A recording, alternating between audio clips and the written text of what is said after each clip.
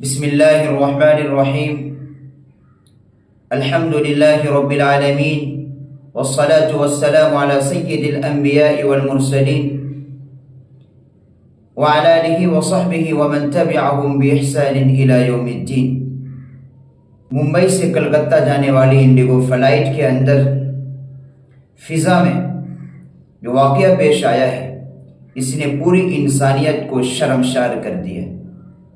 ایک آدمی جو بیمار تھا اس کو مدد کی ضرورت تھی، لیکن ایک غیر تربیت یافتہ شخص، یوں کہا جائے جس کے دلوں کے اندر ٹوپی داڑھی کی نفرت بھری ہوئی ہے، اس نے صرف ٹوپی داڑھی کو دیکھ کر اس پر حملہ کیا، اور حملہ کر کے اس بات کا اس شخص نے ثبوت دیا ہے کہ اس کا تعلق کسی غیر مہذب گھرانے سے، غیر تربیت یافتہ گھر سے وہ تعلق رکھتا ہے۔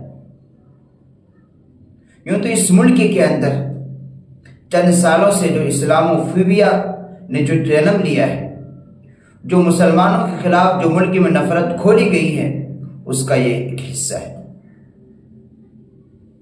جو نفرت کا بیج بو دیا گیا ہے، ٹوپی داڑھی کو بدنام کر دیا گیا ہے، اس کا یہ نتیجہ ہے۔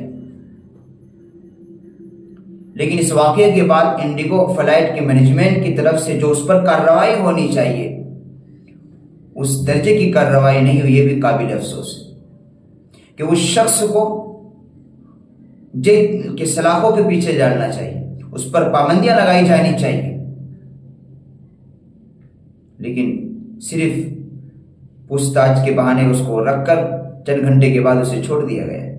اس سے ملک بدنام ہو رہا ہے۔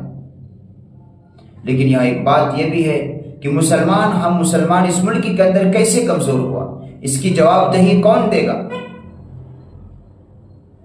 جو تنظیمیں، جو جماعتیں مسلمانوں کی ہمدردی کا دم بھرتی، مسلمانوں کے تحفظ کا دم بھرتی ہے، ان سے بھی سوال کیا جانا چاہیے کہ اس ملک کے اندر مسلمان اتنا کمزور کیسے ہوا کہ وہ کہیں محفوظ نہیں ہے، نہ سڑک پر محفوظ ہے، نہ بازاروں میں محفوظ ہے، نہ ہوٹلوں میں محفوظ ہے، نہ ریسٹورنٹ میں محفوظ ہے، نہ بائک پر محفوظ ہے، نہ بسوں میں محفوظ ہے، نہ ٹرین میں محفوظ ہے، اور اب یہ نوبت آ گئی ہے نہ وہ فلائٹ میں محفوظ ہے۔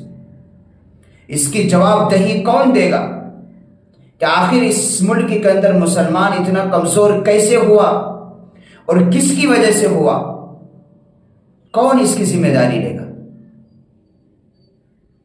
جن تنظیموں نے مسلمانوں کے اس ملک میں حقوق دلانے کی بات کہی اور اس ملک کے اندر عزت کا دم بھرتی ہے، کیا اس کی جواب دہی نہیں بنتی؟ اس ملک کے اندر کبھی مسلمان اتنا کمزور نہیں تھا جو آج کے دور کے اندر، کبھی اس ملک کے اندر اتنا مسلمانوں کو ذلیل نہیں کیا گیا جو آج کیا جا رہا ہے۔ اس کی جواب دہی کون دے گا؟ اس کا ذمہ دار کون ہے؟ یہ جواب دہی طے ہونی چاہیے۔ یہ صرف ملک ہمیں بنایا جائے گا اور ہمیں صبر کے نام پر بزدل بنایا جائے گا؟ ایک جواب دہی ہونی چاہیے، اور ان غلطیوں کو، ان خامیوں کو ہمیں دیکھنا چاہیے کہ کیا وجہ ہے کہ آج مسلمان اتنا کمزور ہے اس ملک کے اندر۔ ہم ضرور اقلیت میں ہیں، ہمیشہ مسلمان اقلیت میں رہا ہے، لیکن کبھی اتنا کمزور نہیں تھا جو آج کے دور کے اندر۔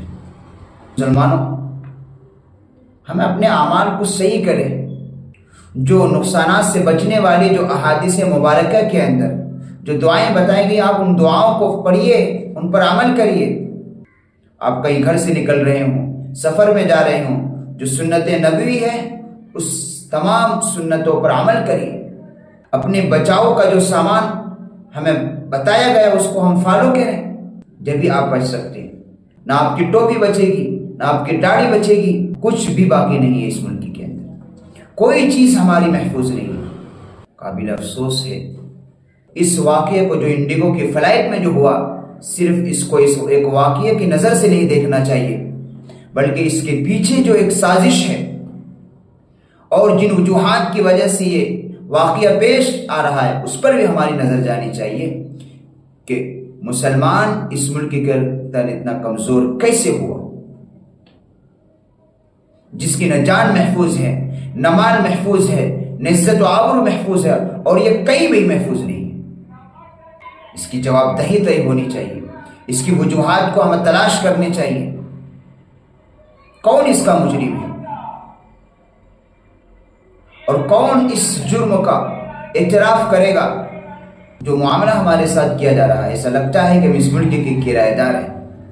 ہم انہیں کہنا چاہتے ہیں اس ملک کے ہم کرایہ دار نہیں ہیں، اس ملک کے ہم وفادار ہیں، اس ملک کے ہر معمار میں ہمارا حصہ ہے۔